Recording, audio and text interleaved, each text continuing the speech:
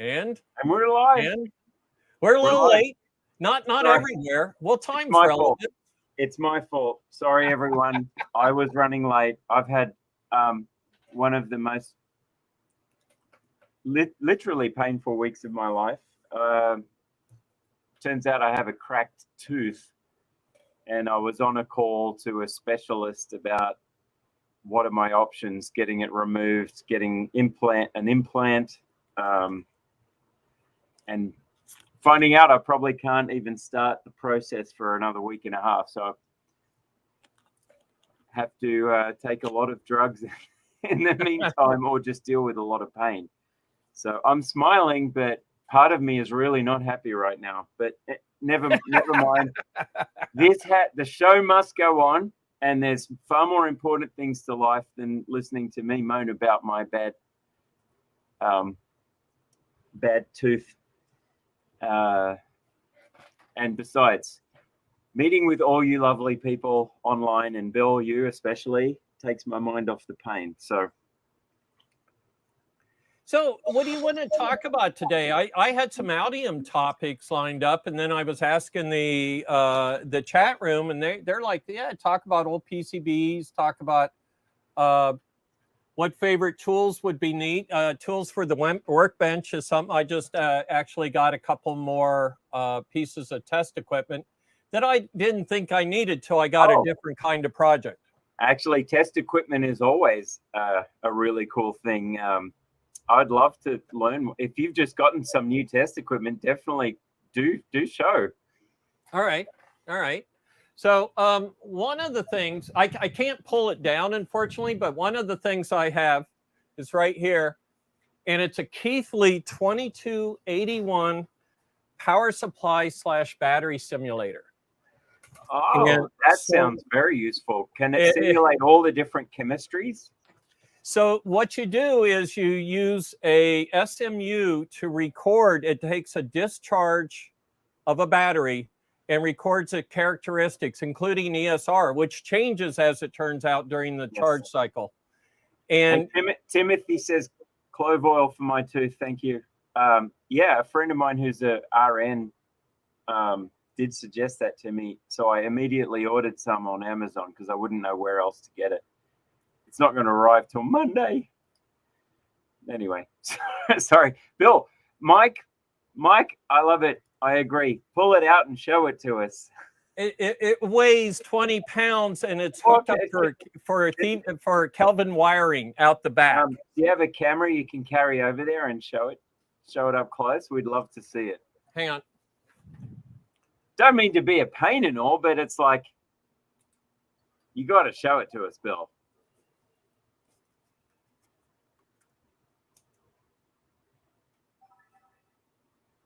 Keep talking while I'm doing this. Yep. Everyone's giving me great advice for my tooth, and I appreciate it. Thank you, Kev711 Tooth Kits at the pharmacy. I'm actually going to stop by my pharmacy as soon as we're done streaming today and go find that, because, yeah, ibuprofen is not the cure-all. It's just a temporary relief, and it doesn't work that well for me for some reason. Yeah, I can't take ibuprofen. I'm allergic to it. It does help, but it's not enough. It's definitely not enough. I kind of feel like, I don't know if any of you have seen the movie Castaway with Tom Hanks that he did in the 90s. It's one of my favorite movies, actually. I watched it again recently with my kids, and that scene where he knocks his own tooth out with the blade of an ice skate that washed up on shore. Whiskey. I know whiskey can help. I had another friend suggest swishing whiskey around. I'm just wary that if I don't want to do that kind of thing every single day. You know, that could turn into a bad habit that I don't want to develop. So look at that. It's got the display's lit up. I see in the background there, and it's got some. That's a nice big screen on that thing. Look at that. All right. That is really cool.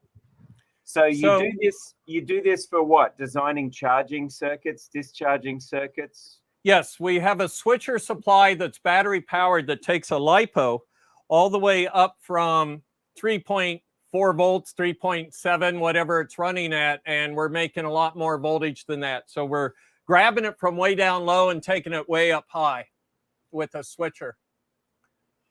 So here's our battery simulator, which I can then pick the model that I want. So I have a model for an LP785060. Oh, I love that. So that implies you can actually have a library of battery data, and you can you can measure batteries and add them in probably as well. Mike Fikes made this battery simulation for me. So I'm trying to find the chart for it. I wasn't expected to do this. Hang on a second. That is a really nice piece of kit. And you can see right here, it's telling me that the ESR is at this state of charge. So what I can do is I can set the state of charge. So let me crank it down a little bit.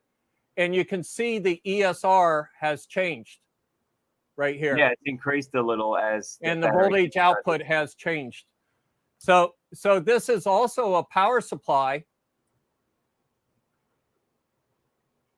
I haven't used the battery test function, but for the power supply, what it does is it's got several digits of accuracy to it for current and voltage, and that allows you to determine the wattage you're putting into a system.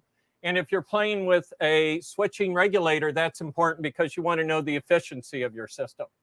Right. So I'm guessing like this instrument does like this fills a critical need for anyone doing battery like design. If you're designing anything that's going to be battery powered, and you want to make sure you maximize battery life. So in one of the things this will behave like a battery. Excuse me, like a battery in powering your device. Right. But it will also behave like the battery in your device's charging mode. It'll take a charge. It's a two quadrant. Yes. Yeah. So this looks very fancy, and being Keithley, you know, that's high end gear. So that's, yeah. I love Keithley. This must have cost you a bit. I'm renting it. So that's one of the big secrets of small business, right? Is you can rent stuff you could never afford. Right. Because to buy one of these, I imagine would be about $3,000. That's less than I was expecting. It really is. That's not bad. Yeah.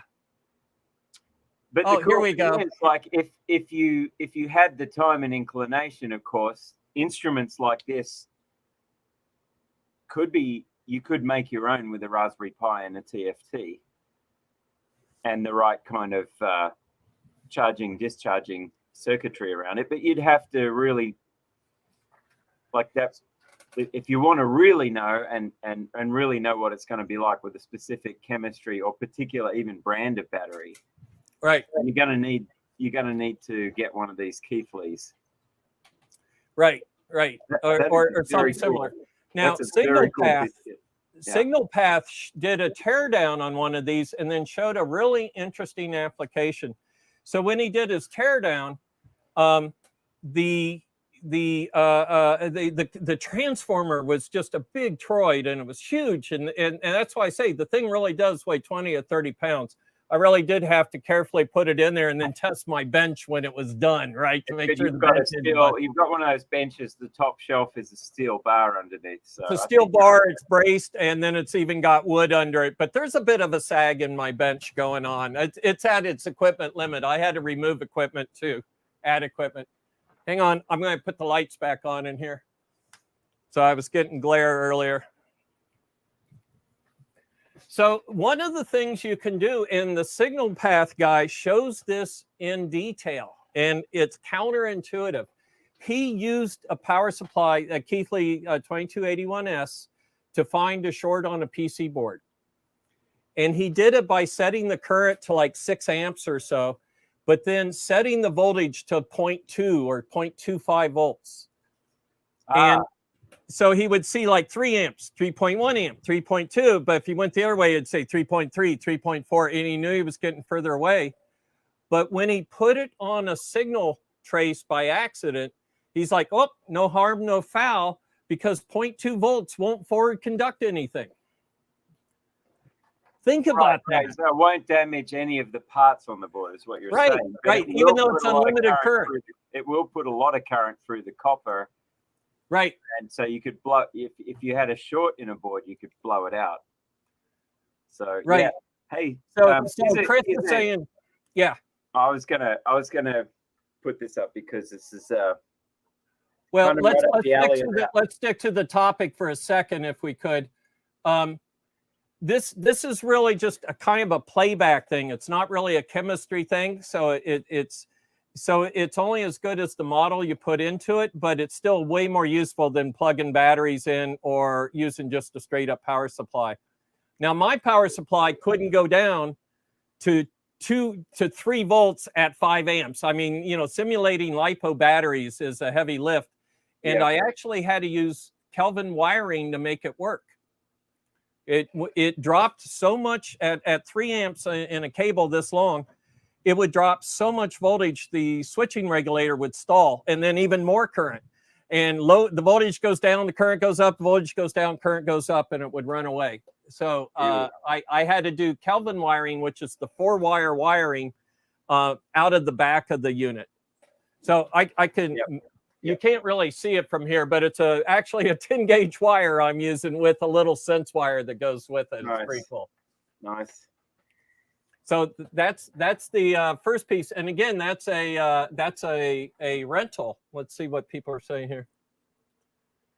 Very fast to transients. I believe that. Yep. So the battery simulator can implement the ESR. Mike's asking by dropping the voltage. Yes. Yeah. So, and then when I don't want to be bothered with the pesky ESR, I flip over to power supply mode, and then I'm living with the ESR of the power supply itself. But if you're in Kelvin mode with the 4-wire, in theory, the power supply does better than a 2-wire.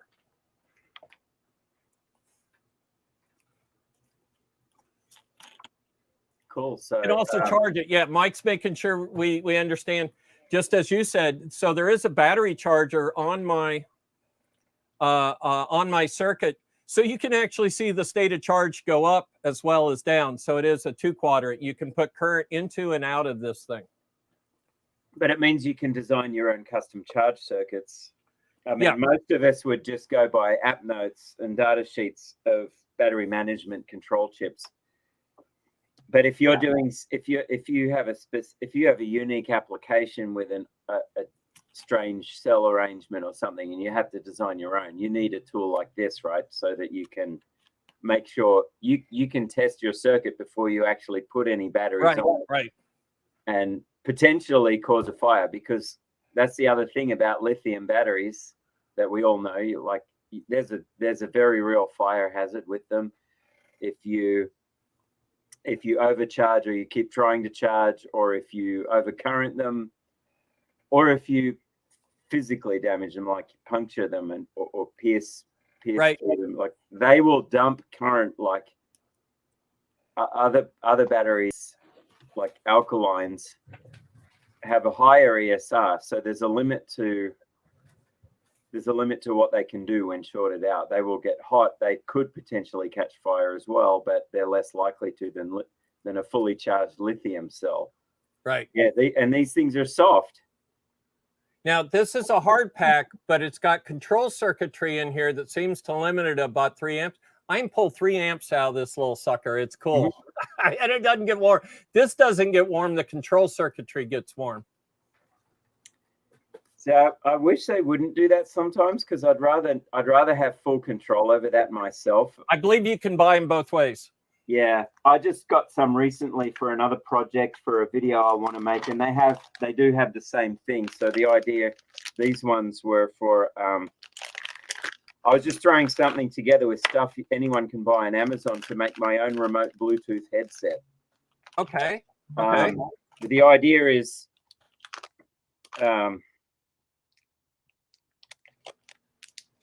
and I need to get a 3D printer. I still don't have one, but to make a little case for this. The idea is you can get boards like this, just This is a BMS that'll do a single LifePost cell. It's obviously USB Type-C charging port.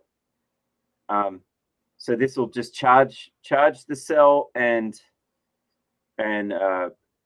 it also has undervoltage lockout, overcurrent, over voltage protection, all that stuff you need, right? Then right. that works with this. This is actually a very chunky cell. This is 8.14 watt hours. This is huge. This is way overkill for driving headphones. And then the other board is the actual Bluetooth headphone driver board.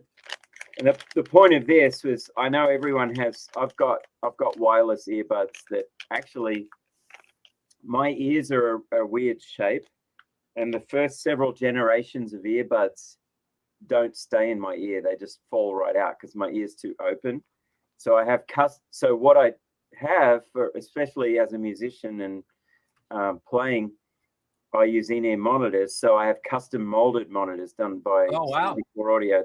They're really, really good. I had to take a mold of the inside of my ear and send it off to them, and then they make these really nice monitors that have six. The ones I have 6 drivers in them, and but then I'm like, the phone I got doesn't have a regular 1/8" port, like most phones don't anymore, because they want to make them so thin.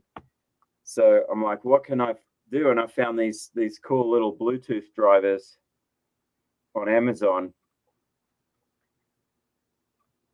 Okay.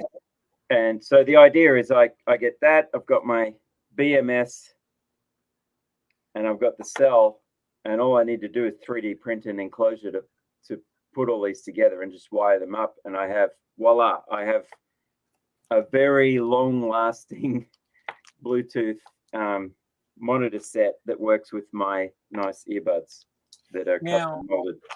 Are you familiar with the different modes of Bluetooth, like the low latency mode? Yeah, but for this is not for live performance use. This is just for use with my phone while I'm just listening to music. So okay, it doesn't matter if there's latency. Yeah, I wouldn't use Bluetooth for actual live performance. There's way too much latency for that. We use wireless packs that are designed for low latency. Specifically, yeah. So my experience is you get between 80 and 200, more than 200 milliseconds of latency, even in low latency mode, which a quarter second is enough for the human to hear and start having problems with.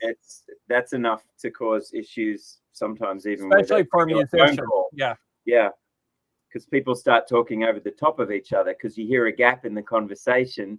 So you start talking because there's a gap, but then the other person's had more of a gap because of the latency. So they start talking again. Next thing you know, everyone's talking over each other. Latency actually has a profound effect on phone calls in that way. Right. So Dave, yes, it is. This is one of the 2 Sierra Circuits shirts I got from them, probably at an Altium Live several years ago. Probably the one you spoke at, Bill. I got a bone to pick with Sierra. Oh, really? Yeah, I was using their DRC tool, and then they called me because they know me, right? They've got all my information. Yep. And they said, "Is this a live project?" And I said, "Well, not yet. I plan on buying the PCB overseas, but I'm using your DRC tool." And I stopped getting results from it, because they would email you. It's not a live tool anymore. They email you the results 2 hours later. Oh, because they don't want. Why? Because it's supposed to be for their. Now I may go to them. I might have gone to them for production till they were dicks about it. So I'm not happy with them right now. That is not what now I can't use their DRC tool. Yeah. There's others, but like we've talked about in the past, 99.9% of fabrication and assembly DFMs you can check within the CAD tool anyway before you even send anything off. There was, there. but you and me have seen differences between like the Altium and the Sierra set. There were minimum annular ring calculations and stuff that were dissimilar between the two. That's right. We were going over that, and we recorded that as a video, which I still Oh, haven't. yeah. I still haven't edited that and published it. So people keep an eye out for that. When I do publish that one, I'll post it on the Discord. If you're not on our Discord, get on our Discord.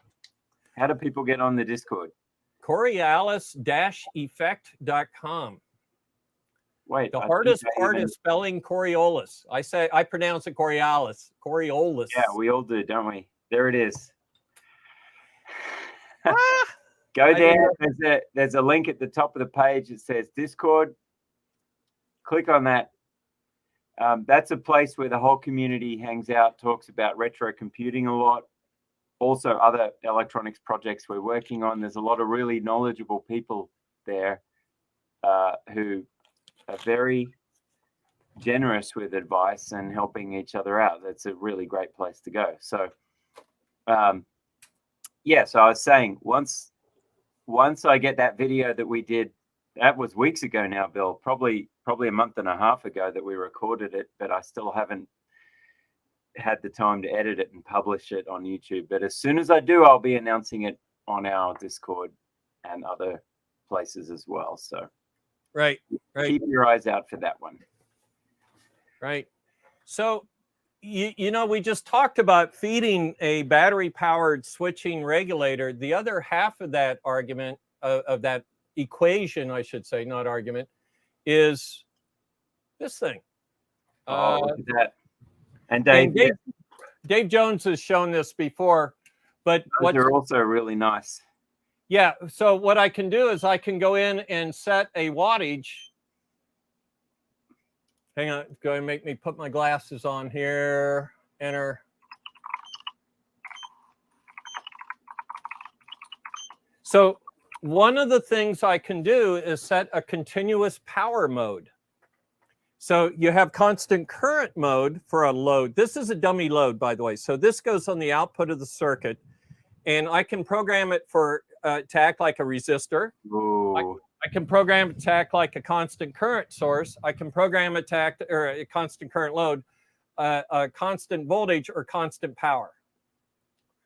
So it actually does the calculation. It sees the voltage and adjusts the pseudo resistor until you get the power. That's fancy. So it can add whatever reactance is needed to react to the source to make sure it maintains. So let me ask you this then. I could feed a DC into it and it'll just suck up the 6 watts, but I could then start feeding AC.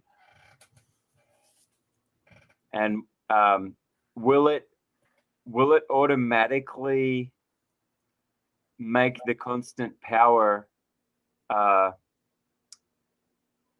What's the word? Will it correct the power factor? I don't believe so. Well, no. The question was more: will it go for the RMS equivalent? Oh yeah. You would think so, wouldn't you? But this is also a DC load, so it has to do it as a DC.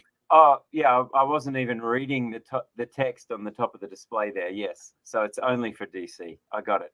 Oh, right. Yeah.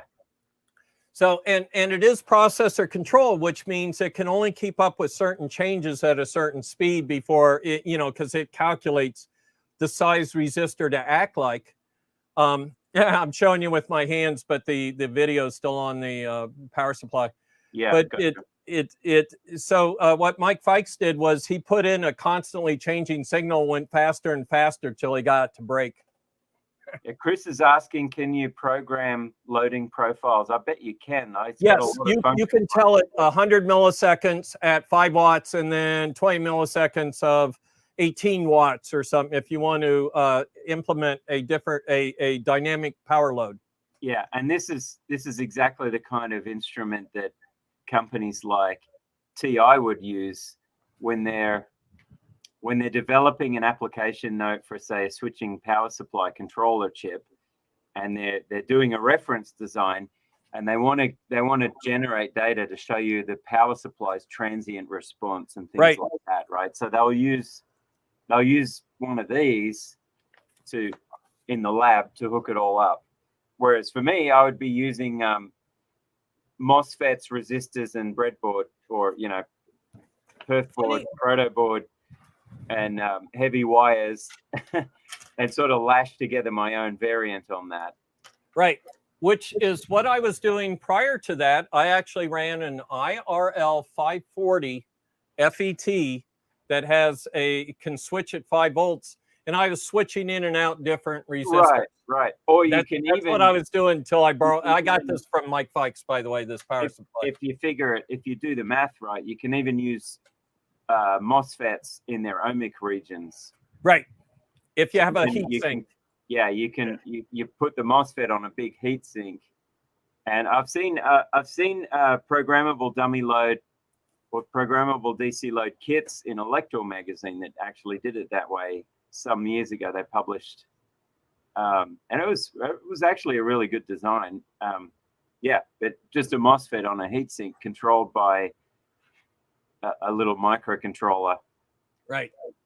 The MOSFET stops being a switch, then it starts being a variable resistor, as you've alluded to. Right, but you can also switch that. Right, it's still a switch. You can turn it on or off. But so, do you want to talk about safe area operation, SAO? Because we use the magic word heat once we said linear, right?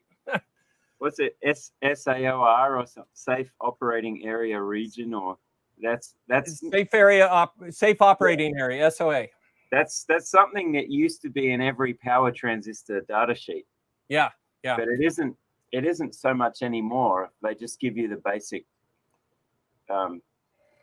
tables and charts now, and you usually just figure out the SOAR or safe operating area yourself. But that also comes down to derating, right? Right. So what we're talking about is when a switch is all the way off, open, there's no current. So voltage times current, voltage times 0, no current, no heat. When the switch is all the way on, there might be a lot of current, let's say 1 amp, but the resistance. I'm going to see if I can open a data sheet to show this. So you carry on describing it. Okay. I'm rummaging for a data sheet. So the resistance is very low, and power is equal to I squared R, right? So it goes up at the square of the current, but the resistance is very low. So again, no heat. The problem is if it's half on. So now maybe I've got half an amp being dropped across half the voltage, 6 volts. Well, wait a minute, that's suddenly 3 watts. So it's a curve.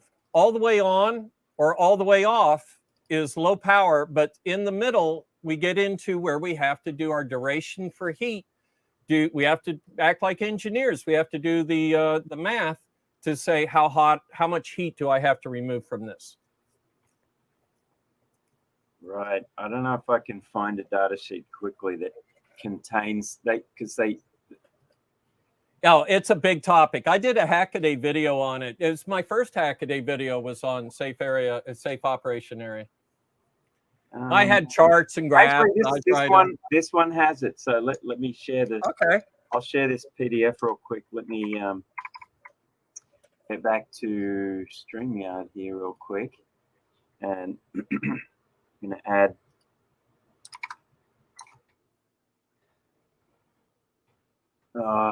I hate it when some rogue application forces the taskbar to stay open and it all gets in the way.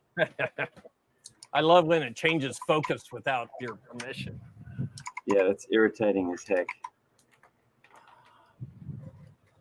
That was something Matt Bergeron was constantly fighting in Fusion development to reduce the number of interruptions on focus control when Fusion starts up, and he got it down from something like 13 instances down to like 3, and then someone else in a different department made a change and it went back to 13. So it's like a fire he's constantly putting out, that guy. A lot of work. Oh wait, I got the wrong Frank bus. Temperature resistance. Oh, okay. He's talking about the Hackaday. I thought he was talking about a different video. Okay, let me move my PDF viewer to the other screen. So, and heat calculations, not to say too much about them right now, but they're just math. So even just algebra. So even I can do them. They're measured in degrees C per watt. So in the example I just gave, 3 watts, if you know that it's a heat sink provides 20 degrees C per watt and it's 3 watts, that's 60 degrees of temperature rise you'll get even with your heat sink on. So that heat sink would not be good enough in the example I just laid out. So this is a neat little low-cost P channel FET that's designed to be used as protection / load switch. So PFETs, they can make them with a nice low on resistance. So this is a very low on resistance, 98 milliohms. That's a really low on resistance. So this makes a very good switch, electronic switch, for switching your VCC on to some other circuitry. And it can do 3 amps of ID. That's pretty awesome for an SOT23 package, right? So yeah, this is the kind of part you use for point of load control.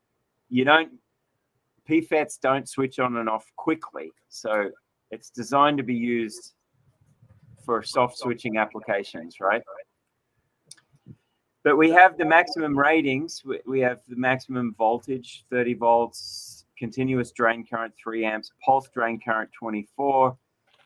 Power dissipation. So power dissipation, the maximum power dissipation at, and this is what you're getting at, Bill, at ambient temperature, or actually junction temperature of 25 degrees C is 1.25 watts.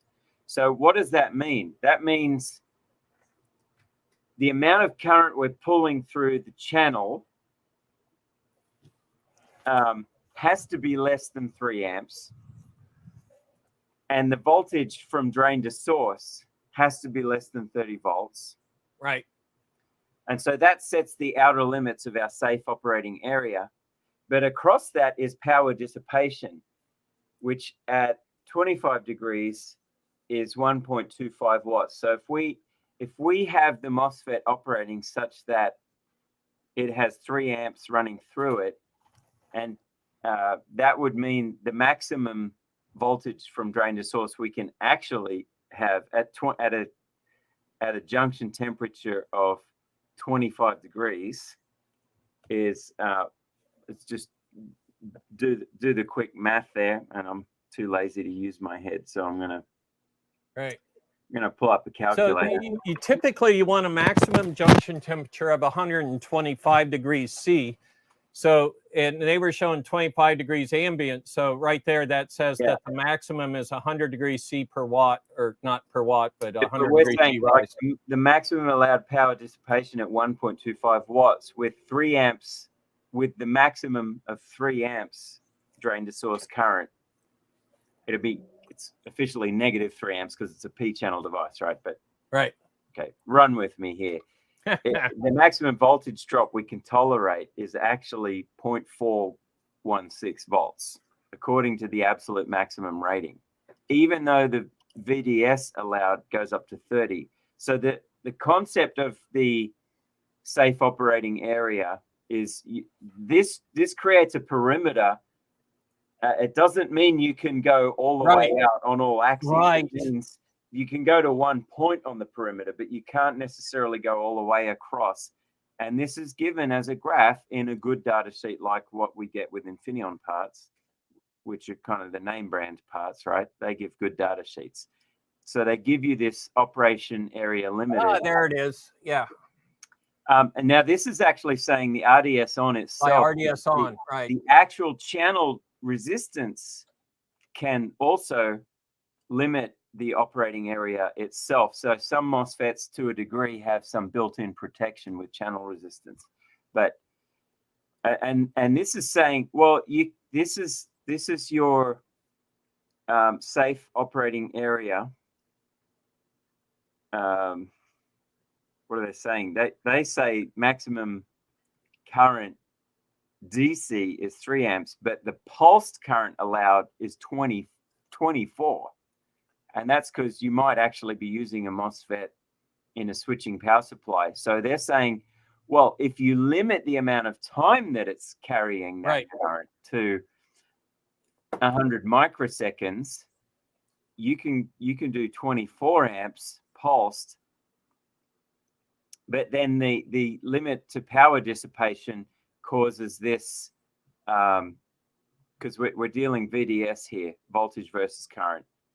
Okay, so you can have up to 30 volts VDS, but if you have 30 volts VDS, then the maximum pulsed current for 100 microseconds you can have is actually only 3 amps, according to the safe operating area and absolute maximum rating. So, yeah. And then if you have, that's T ambient of 25 and T junction of 150, actually. So I was misreading. No, they're going up to 150. All right. Yeah. So extended temp range. Yeah. So. Which that can be the difference between automotive and industrial and commercial temperature ranges. Commercial a lot of times tops out at 125 degrees C for the temperature of the die, the chip itself, the die. But others you can get them up to 150 or so. The difficulty here is getting that heat out of this is not easy. Getting the heat out, yes. And it's, I forget with a P-channel device whether it's the drain or the source that's attached to the actual lead frame substrate. I think with a P-channel it's the source, and with an N-channel it's going to be the drain. But that should say somewhere in the data sheet. They should actually give you hints on board layout for getting the heat out of the thing. But you're going to need a big pad, and you're going to be sucking heat out of probably this pin 3. Probably the drain, or something like that. You're going to be limited to the metal of that pin, and then put a big copper land around that to try and get heat out of it to keep it close to T ambient. Right. So here's how complicated this topic is. Here's a book on just from International Rectifier on just hex FETs, just a certain type of power MOSFET that was popular. These were just coming out back when I got into this. And in there, this book's just chock full of test circuits and how to test gate charge. And, so, oh my goodness, look at this junk that's in here. Oh, there's a lot of, those books were the gold mine. They were. They had all the data and all the application notes. And again, it goes back to those days. So I remember seeing that exact book, probably a slightly later edition. The first actual job I had out of high school that was regular part-time work for me. I went to work at a local power supply factory. They had automotive, industrial, and medical power supplies that met the Australian standards for patient attached device power. They had a 5-year unconditional warranty on them. So to make a power supply, a switching power supply with a 5-year warranty, a lot of engineering and over engineering. They were very robust. But I remember the main EE. There were 3 electrical engineers working at the company. Not including the founder of the company, who was an EE. Another Australian guy whose specialty was generating high. He was actually not an EE. He was a physicist. Then they had a PhD. Actually, 2 of them were actually physicists. That guy was a physicist, and another guy who was a PhD physicist who was Indian, just absolute genius guy. And they were working on ozone generators that were for government-funded experiments, where they would send this power supply with a battery up into, I don't know, I guess the ionosphere or wherever, on a weather balloon. And it would just sit there floating on the weather balloon till the battery ran out, generating a high voltage and using corona discharge to generate ozone. Oh, okay. because Okay. there was a massive hole in the ozone layer over Australia and New Zealand, the east coast of Australia. And then they had the other main power supply design engineer was this guy from Canada, and he had that book, and I'm like, oh, I so want to ask him to borrow that and take it home and study. But I was 19 and I was just in college. I never had the guts to ask, but it was always there on his desk and always open. So somebody just asked, what do we think about the ratings for, here, I'll put it up. Well, it's about ATX power supply ratings. The 80 plus bronze to titanium. That sounds like model names there. Well, these are standards that came out. I forget which industry body. It might have been done by the EPA for PC power supplies to give them a rating about their environmental impact. And okay. The number one impetus for this was it must be power factor corrected. Okay. Because PC power supplies in the 90s became the number one culprit for power factor pollution. For power factor pollution, yeah, because all these companies would set up offices and everyone started using desktop PCs. And the desktop PC, let's open up a schematic if we've got one. I'll just see if I can. So, real quick, normally the culprits used to be welders, were the big guys that were messing with the power factor. Yeah, and actually, energy utility companies in industrial estates will reduce. They will actually penalize companies for having bad power factor. So, what is power factor? Can you explain that? Yeah, but I'm just trying to bring up a power supply schematic so I can. So I can start the explanation. Yeah. If you have voltage making a sine wave and you have a resistor across it, the current will follow exactly in phase, because it's a resistive load, with the voltage. So wattage and voltamps are equal to each other at that time. 10 volts times 1 amp is 10 volts. Voltamps, 10 volts times 1 amp is 10 watts. The trick is, though, when you add an inductor, the voltage goes up, but there is a lag before the current goes up. So one's always leading the other, and that's called phase lead or phase lag. And the difference, because power is only the intersection of voltage and current, there's an area under it.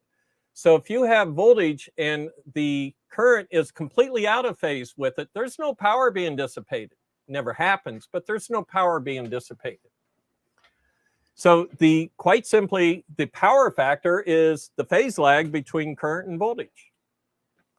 And what they'll do for welders, where they have these huge coils to create the huge currents that go into an industrial welder, they have these banks of capacitors that would switch on to try and bring that phase back in phase.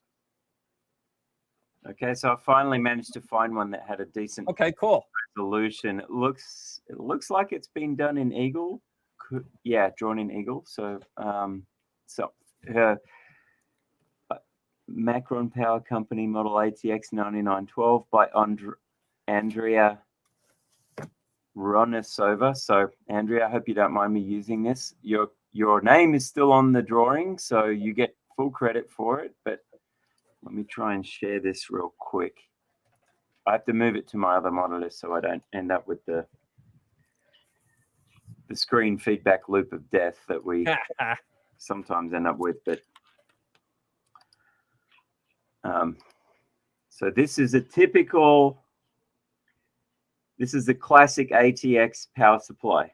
Okay, so we have live, neutral, power ground. We have some filtering coming in, fusing, thermal fuse, some filtering coming in, and then that just goes straight to a bridge rectifier. So the problem number one with switching power supplies was that you have this bulk storage. These C1 and C2 store your main bulk offline power supply. So we have live and neutral, and in here in America, that's it's officially 117 volts RMS at 60 hertz AC. So that gets rectified. If you're in Europe or Australia, it's 230 volts RMS or 240, depending where you are. And that gets filtered and rectified. And there was usually a link here that would either put this diode bridge in voltage doubling mode, or it would put it in full wave mode, depending on what your mains voltage is. And that would be a switch on the back of the case. So you could switch between 110 volt or 220. But either way, you get this bulk storage with these two 270 microfarad 200 volt caps. And so you get approximately 370-ish volts after the rectification of your AC mains, DC, across these two caps. And then that powers your push-pull. This is a half-bridge topology where all the energy going to your primary of your push-pull transformer goes through this C9. It's a big 1 microfarad capacitor that's chosen for its high current, reasonable current carrying capacity. And then this is a gate drive transformer that with some snubbing and gate fast turn-on circuitry for driving your main switching power transistors that do a push-pull. So they take off your plus 370 volt rail, and the gate drive transformer, which is biased to the what looks like, let's see, where is this going? Actually, that's an auxiliary. That looks like an auxiliary winding. That's what that is. The actual main transformer is this one down here, I believe, because that's where the plus power supply comes down, goes through the main winding. Maybe this one actually has two different, because I'm seeing this is a snubber network. But anyway, this is all switching at very high frequencies and in half bridge mode. Right. So yeah, so actually this is the tail end of our power supply. This is some kind of bias circuit to power the control circuitry. And then we have, no, actually this must be the main transformer here. So it's getting switched through, looks like through the gate drive transformer as well. I think this is a clever startup circuitry that gets this self-oscillating before the main control chip can kick in and take over. So this is a very common scheme as well. It's clever, and it just starts self-oscillating first to get some power through, so that the main control chip then takes over. Yeah. And then it controls all of this. But it is in push-pull mode, switching this through the cap and through these two transistors. It does one, then off, both are off, then the other, then both are off, then the other. And so you're pulling this from what is essentially a 370 volt battery with these bulk storage caps. Here's the problem. You pull a little energy out of these caps, so your 370 droops a little bit with each switching cycle. And these are switching in a typical ATX supply. Back in the day, they were switching at 20 kilohertz. By the end of the 90s. Well, we lost you. Lost me? Yep, now you're back. You're back. I was just saying, first few generations of ATX, these were switching at 20 kilohertz. And the frequency, as transistors got better and better, and then eventually they were replaced with nice fast switching MOSFETs. You know, now they're up well over 100 kilohertz. In fact, modern power supplies are probably switching in the megahertz range, because the power transistors got better, right? Right, but right. Back when the AT power supply, back in the 90s, and these were mid-90s, by then maybe 40 kilohertz switching frequency. We're pulling energy out of our bulk storage, and so the capacitors would droop a little, but then on your 60 hertz or 50 hertz, depending on what nation you're in, mains power supply would have to get up to, like, let's say this is nominally 370 volts DC. Well, it's at peak, it's 371 or so volts DC, and then it droops during these switching cycles. And so it might drop down to, say, 350 volts by the time the next cycle comes from your mains through the bridge rectifier.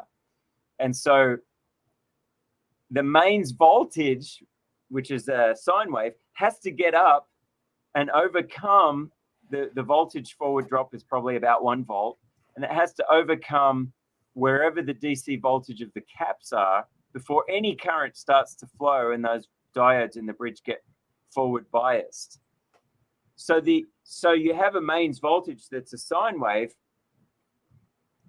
but the power supply only begins drawing current right near the peak of each sine wave. So the current waveform looks like a little spike that goes up and then down at the frequency of your 60 cycle or 50 cycle sine wave. So the power factor is not that they're out of phase, which is how people used to consider it in electrical plant and big factories. They're like, right. That was the problem with fluorescent lighting in big buildings. It's like every so many batch of so many fluorescent lights, because they're so inductive, they would dump a big fat capacitor either in series or in parallel or something to that batch of fluorescent lights on that circuit to force the current to be in phase with the voltage. But now with all these buildings got filled up with PCs with switching power supplies, and all of them, sometimes dozens of PCs on the same circuit, all pulling current right in that tiny little sliver of time at the peak of the main sine wave and the trough of the main sine wave. And so power factor is actually it's when your current waveform does not match your voltage distorted waveform. Yeah, so that's called distortion. You have current distortion, and there's harmonics to that. And actually the power utility companies have very sensitive DSP equipment on all their power transmission equipment now, so they can measure way down the line with all the people hanging off of that line. They can measure all the harmonic distortion, and they attempt to do things to counteract that and improve it. And so, but what this means is if you're pulling all that heavy current at those wave peaks and nothing in between, or almost nothing in between, you have this problem. You need very heavy cabling and plant in the buildings, and the cabling infrastructure is still super expensive. You're using a lot of metal because you still have to be able to cope with those peak currents at those times. And that causes a problem where the actual grid can't handle this. Right. And it creates all sorts of reflections and noise. The grid is made up of transmission lines, and we think of circuit board traces as transmission lines for RF and whatnot.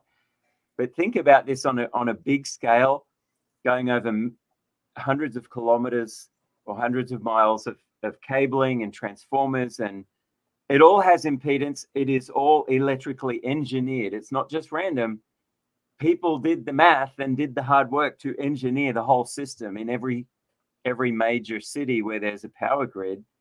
It's been actually calculated and matched, and they have to cope with this kind of power factor nonsense.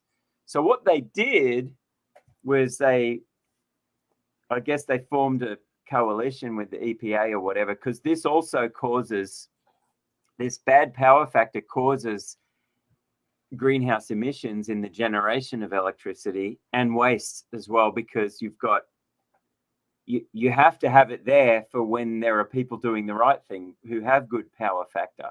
Right. For resistive loads. Right.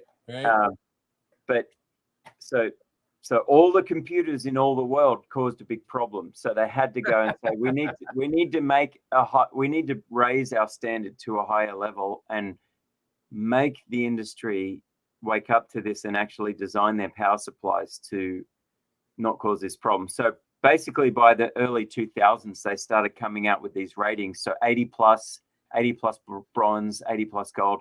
So what 80 plus means, I read about this a while ago, and it's been a while, and I'm not looking into it right this second. You can read this on Wikipedia, so don't hate me if I'm wrong, just off the top of my head.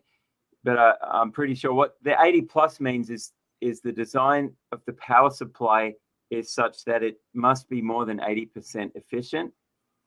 So the actual DC power output to the computing equipment that's delivered, the power supply itself is better than 80% efficient, but the gold rated ones are well over 90% efficient. Okay.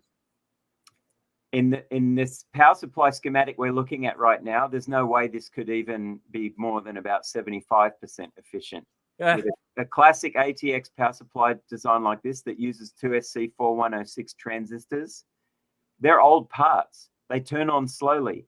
You see those two diodes, capacitors, and resistors on the gate, on the base of each of those transistors. They had all this fancy stuff like that just to try to get them to turn on faster.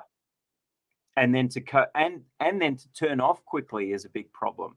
And that was a big problem with MOSFETs initially because of the gate charge. Power MOSFETs have very hard to turn them off. Yeah. Yeah. So we had to design circuits to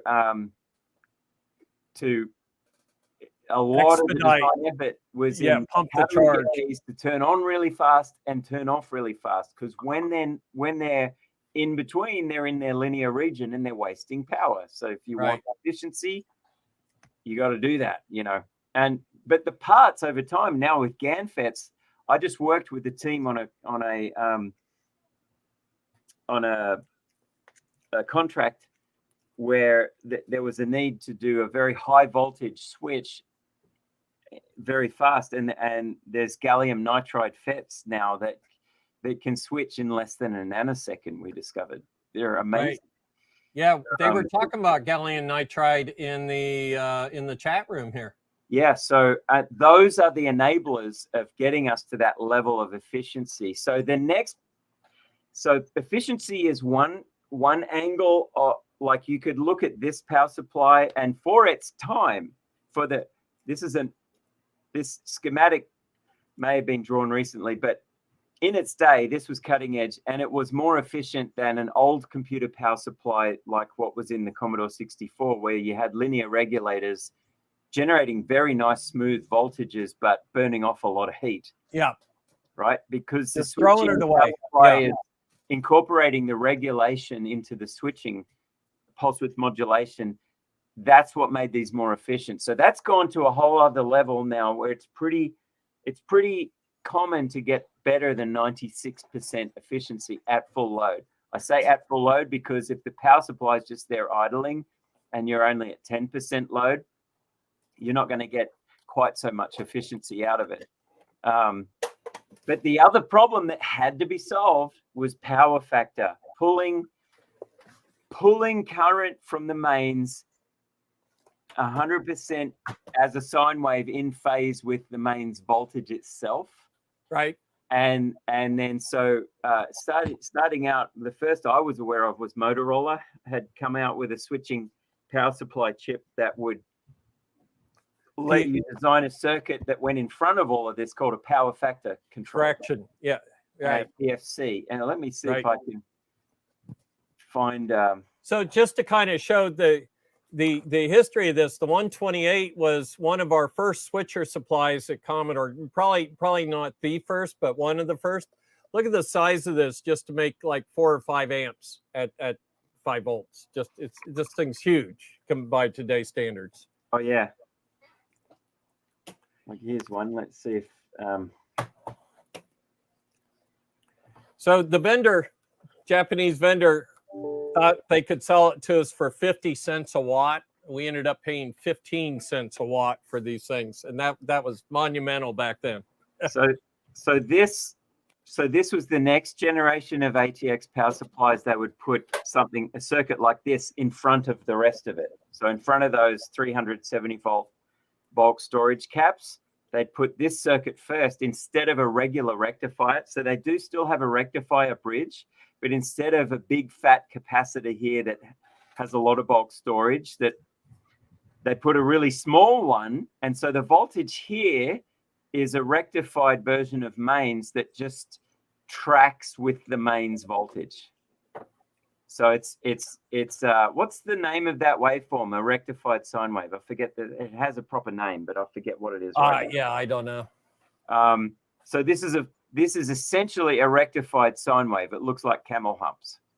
Right. And then there's a little bit of inductance and another little bit of filtering, and that just it keeps the camel humps but gets rid of the noise. And then what you have is a special control chip like this NCP1616. And the NCP1616 takes through whatever local, so I guess it does it through this auxiliary winding here, gets its own little local power supply, but it's tracking the zero crossing points or the camel humps. Right. So it knows when the mains voltage goes down to zero and it synchronizes with it. And it measures the mains voltage of the camel humps as it goes up, and it adjusts the pulse width of the it's actually, so this HV input here is the measurement of the mains. So it's taking that and rectifying it through some signal diodes. So it's actually monitoring the mains input, and then it's got a drive pin. I guess, yeah, that's comes from here. This drive pin output drives the MOSFET, and this is a simple DC to DC boost controller. But instead of having a fixed DC voltage on the input to that, it with every half cycle as the camel hump goes up, it's adjusting the pulse width to this boost circuit to switch this MOSFET, and this boost inductor fills up the main big fat bulk capacitor over here. C bulk is probably another 470 microfarad cap for 400 volts. And this will boost that voltage and fill up this cap as the main storage for DC. So this then becomes the battery that runs the rest of the power supply. All right. And now with these ratings, they got so far that they were able to incorporate this boost supply, and instead of making it a simple boost regulator which is not isolated from mains like this one, see, this is directly coupled to the mains. Right. This they were able to make these controllers clever enough that you could have it as a flyback power supply with a transformer with isolated secondaries regulated to give you your +5, +3.3, +12, -12 from one controller chip, and it would actually use one big MOSFET or two big ones in parallel on the primary of a flyback supply, and it would do them incorporating the power factor correction into the actual main supply. Instead of doing a push-pull, it would be a flyback, which is variation on a boost converter like this one. And so that would allow the power supply to be smaller, have fewer switching transistors, and still maintain. And so that increases efficiency, because we have efficiency losses with diodes here, with the inductor, with its series resistance, the diode bridges. This every active component in a power supply introduces some loss. and that includes the switching MOSFET. So this would give us beautiful power factor. All right. But it would this circuit itself may only be 96% efficient, and then the switching power supply that hangs off of that is also only maybe 93% efficient. And so those two efficiencies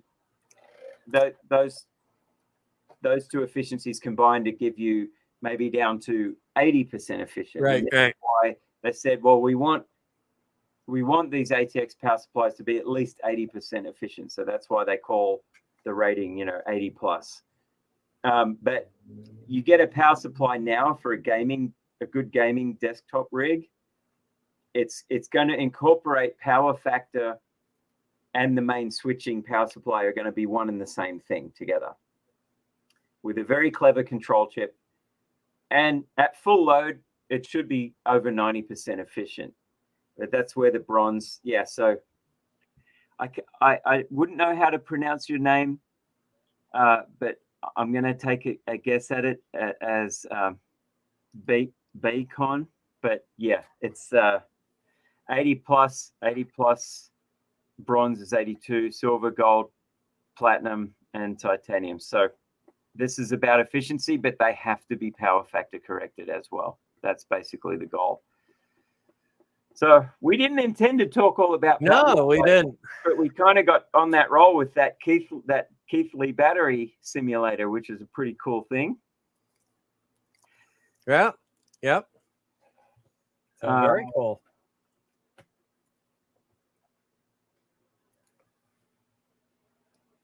Travis, have you ever heard of some sort of quantum entanglement in a high frequency circuit using transformers? You know what? I know pretty much zero about quantum physics. I have recently met a PhD physicist who does know a lot about it, and maybe I'll put the question to him. But I think at this level, there's more for us to observe directly, even just with electromagnetic entanglement. Yeah. You do stuff like this especially with high power. You got a lot of fields and waves you've got to deal with, and now if we're switching these devices up in the megahertz, like 1 or 2 megahertz, because they're good enough to do it now. They'll turn on and off real fast, right? And that way we can make the power supplies more efficient. And make the transformers smaller too. Like we can make everything much more compact. The inductors don't have to be nearly as big if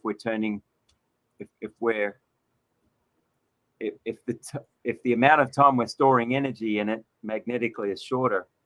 And just thinking about that as I'm talking about it, that also means probably less EMI in a magnetic sense. Less radiation because the inductor is physically smaller and we're storing energy in it for a shorter period of time. It means the strength of the field in and around that inductor is probably also much less than what it would be with an older technology power supply. You concur, Bill? Yep, absolutely.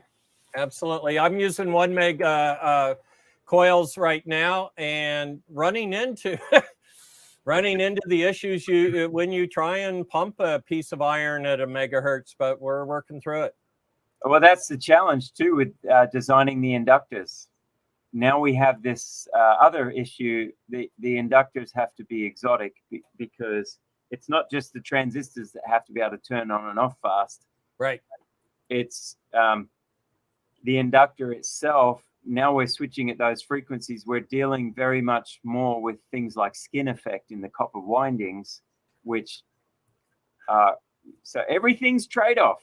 We can turn things on and off faster, but now we have a more expensive inductor because we have to wind it with Litz wire to overcome the skin effect, which if we don't do that, then the inductor's going to get hot because the current's only traveling in the surface of the copper windings.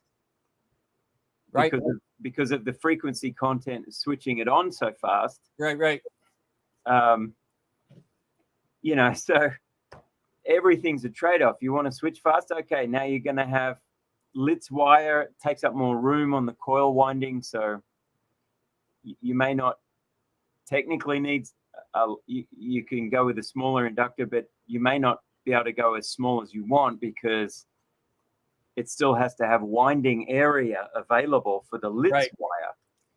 So, and unfortunately, one of the symptoms of heat is the inductance goes down, which increases the current through it, and so the temperature goes up, which increases the current through it. Yeah, and you can get into runaway cycles and things. There are some cool pictures of copper. Yeah, so copper. Not very big, but this is you can get Litz wire off the shelf, which is kind of interesting. But this is essentially what Litz wire is. It's we have multiple smaller conductors instead of one thick one, and they are, bear in mind, they are insulated from each other. They're not shorting all out together. That each strand has a coating, an insulator coating, so it forces current down each strand. That at the ends of the winding, they're all terminated together. Right. Together, but throughout the winding in the transformer, they are separate, and that is a absolute necessity for really even if you want to go over 100 kilohertz switching rates for switching power supplies, you really have to consider moving to Litz wire. For some power supplies, if you're doing a DC to DC converter design for your own board, maybe you're going from 12 volts down to 3.3, and you're going to wind your own inductor, and it's switching at 100 kilohertz. You probably don't need Litz wire for that. If you're doing very heavy currents, instead of using Litz wire, you would do what's called bifilar or trifilar winding, where you still get maybe three of the same thickness copper magnet wire. That's wire with an enamel coating for insulation, and those are twisted together, and then that's wound onto your inductor. Right. Very cool. So all of these things contribute to the power supply's efficiency and cost. Costs a lot. And it's real clear. This is the difference between Litz wire and stranded. Stranded won't get you what you need because they're all touching each other. The copper's touching side to side. But Litz is actually, each strand is insulated. And as a result, it costs a lot of money. Right. But the good news is you don't usually need much of it. If you're doing switching power supplies, you don't need many turns. You don't, like if you're switching at a high enough frequency to warrant Litz wire, you're probably also doing a small physical size, and therefore you don't need a lot of copper. You're not doing a lot of turns. Where's the name Litz come from? Do you know? The inventor's last name was Litz. Oh, okay. I believe it was a German electrical engineer a century or so ago.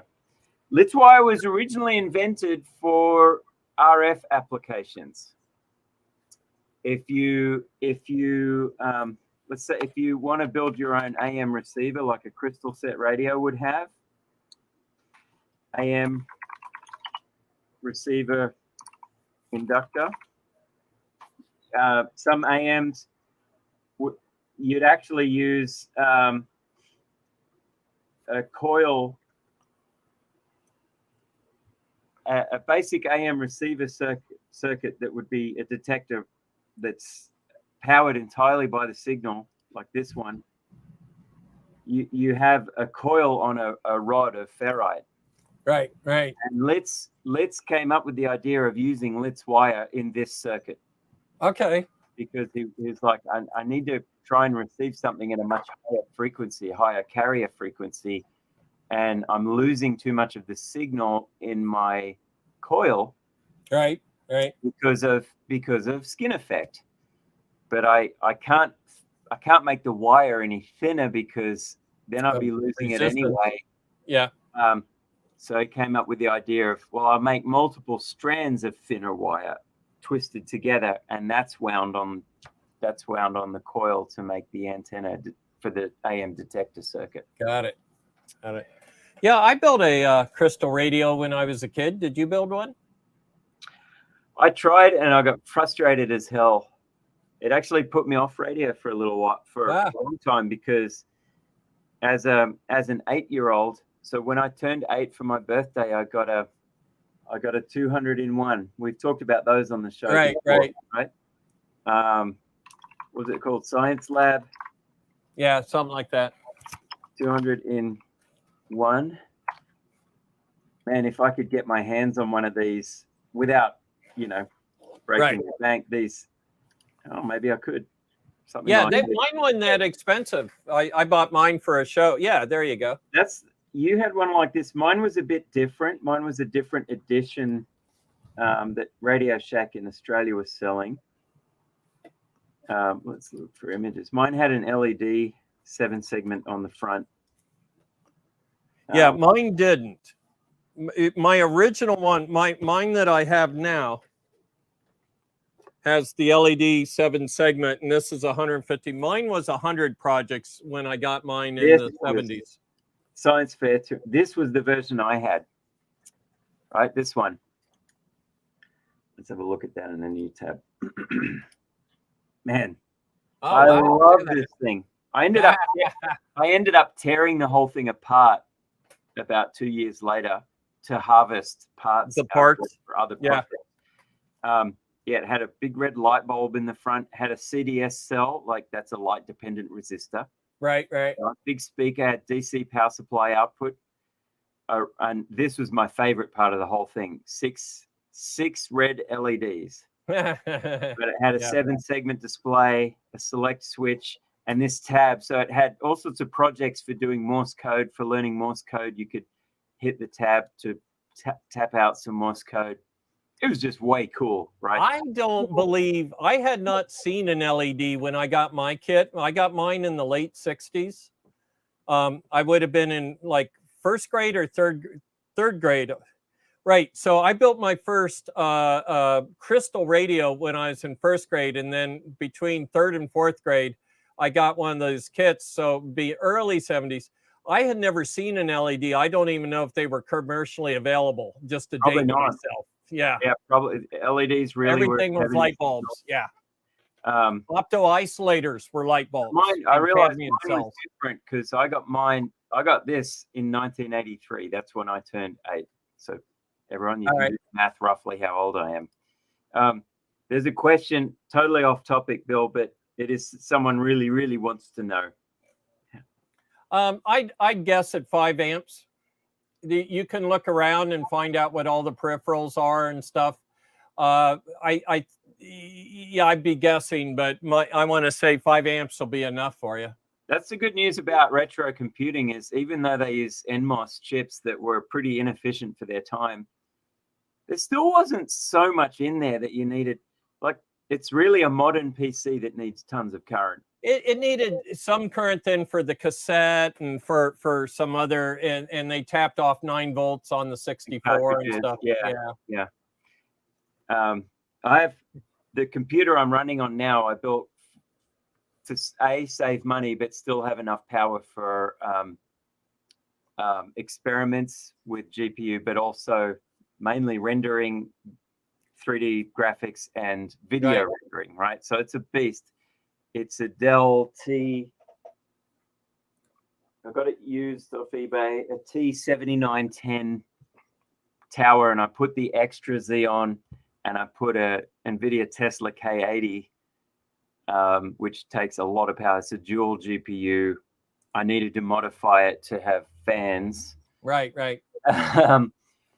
And so, but this thing, it won't wake up without a 1,000-watt power supply. That's cool. The beauty of retro is you can, even if I wanted to call it retro and build myself a 286 again, which I probably, I really like that idea actually of building a 286 and running FreeDOS or something. But it's low on the list. I have so many other things I must do first. But I would only need a 100 or less, but maybe even a 50-watt power supply for such a thing. There were a lot of PCs out there. They really only had a 100-watt power supply in them. Yeah, the early days. Yeah, no heat sinks necessary. Until somebody said the 60 came along. Yeah. So somebody said the 64 will run on 1.5 amps. That's only the 5-volt, I would warn, because they do tap the 9-volt for another amp. The 128 will run on 2.5 amps, but like cartridges and stuff like that, I had to add a bunch, and the cassette, I had to add a couple amps for the headroom for me to sell that power supply with that computer. So that big ass supply I showed you had a lot of headroom built in it. I never had a 128 run out of current. Let's put it that way. Yeah. So very cool. Dave, I saw your link to one of these on eBay. I'll take a look, but I'm trying to focus. I'm trying to focus my resources on business right this second. Right. Focus on return on investment. Yeah. Yeah. So, but it would be fun to redo the AM radio project on this thing again and show it off on one of the shows one of these days. Well, check out what's sitting on my desk. I would ask if people here, I'll do a. Oh, how many people don't know what that is? And I'll give you a hint. It's a tuning cap. Yeah. Actually, for AM and FM, there's 2 sections isolated from each other.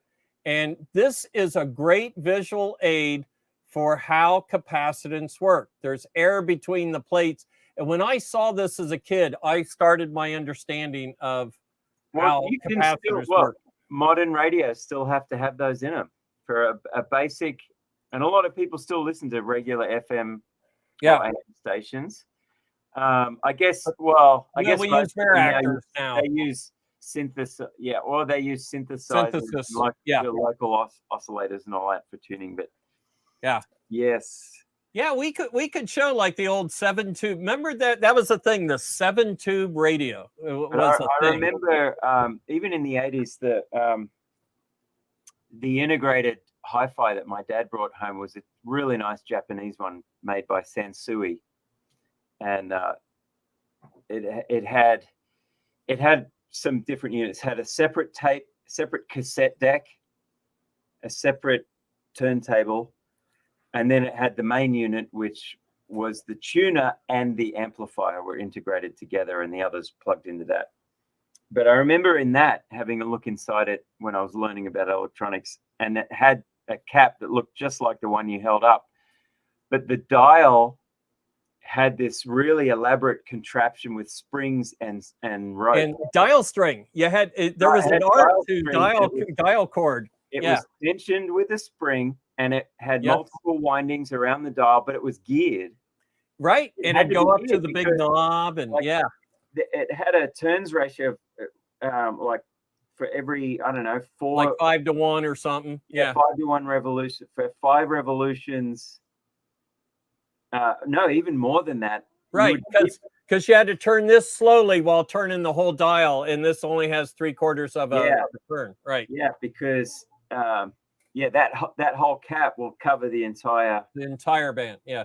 9 to 35 picofarad is my memory of what that cap used to be.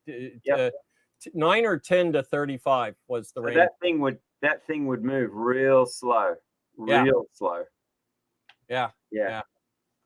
So I did get my first crystal radio to work. I built the first one where I wound the coil on a toilet paper tube, and then I made a brush for tuning. You sanded off the enamel, and then you made a wiper to kind of tune it. And then my second crystal radio, I read about foxhole radios. So I took a stainless steel safety razor, single edge razor, and a pencil point, the graphite from a pencil point, and you wrapped it around a safety pin, and you would move the pencil point, the graphite on the razor, the stainless steel razor. And we had a local AM station, so it'd come booming in on me. Yeah, I couldn't hear anything else but the local AM station. Yeah. So very cool. So, well, look at the time. I know.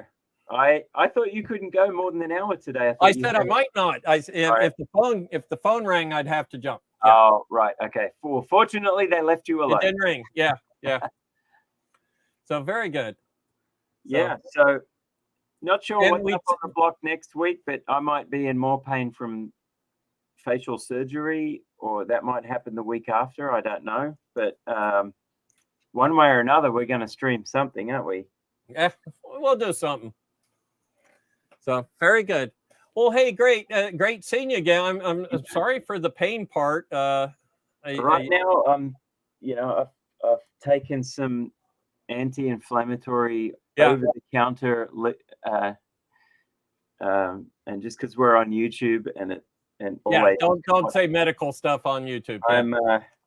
I'm just using what my doctor of dental surgery told me I should use, and it's right this second, right now, it's working. I can tell, like, there's always discomfort. Right. But at least asked if it's your wisdom tooth. It's not. No. It was an old crown on an old root canal, and somehow the crown dislodged, probably because of stress in my life right now, grinding my teeth during my sleep or something. It dislodged, had it re-glued. Then it was too high, and just last week I was eating and bit down too hard on the tooth. The crown was sitting too high, and that'll do it. Sure, it got all the pressure. The bit underneath that has the roots and the root canal, which is basically the hollow shell of what used to be my real tooth, and they drill it all out, empty it, and put other stuff in it. But obviously the sides or part of that, or maybe the whole thing, got cracked. Right. The real issue is going without sleep, like waking up at 1 a.m. with a throbbing jaw, and then taking drugs. Been there, done it. Yep. Waiting for the drugs to kick in, and it can sometimes, for me, just my metabolism, the way it works, it can sometimes take an hour before it starts to ease off, and then so my sleep. But yes, I will get better as soon as I can. And thank you. I appreciate the sentiment from the community. And very cool. we all have things like this at different times in life. Almost all of us. You'll get more as you get older. You'll accumulate more as you get older. I intend to take care of my body, and hopefully minimize that. Right. You do what you can, but sometimes with stressful life situations like I have right now, it's just. Well, I need to get a new mouth guard to sleep with too. I have those. I do the disposable ones. So, but I never expected to live to 30. So when I got to like the 40s, I was like, oh crap! If I'd known I was going to live this long, I'd have done better. Hey, it's never too late to turn something around and do better for yourself with what you've got left. Yeah, with the number of fingers you own now. Yeah. Excellent. All right. So if you're ready, we can call this one done, and we'll see you next week. Yes. All right. Look forward to it. All right. Well, good seeing you. Good seeing everybody. And catch us next week. We hear. And also check out Coriolis-effect.com. So everybody have a good weekend. All right. See ya.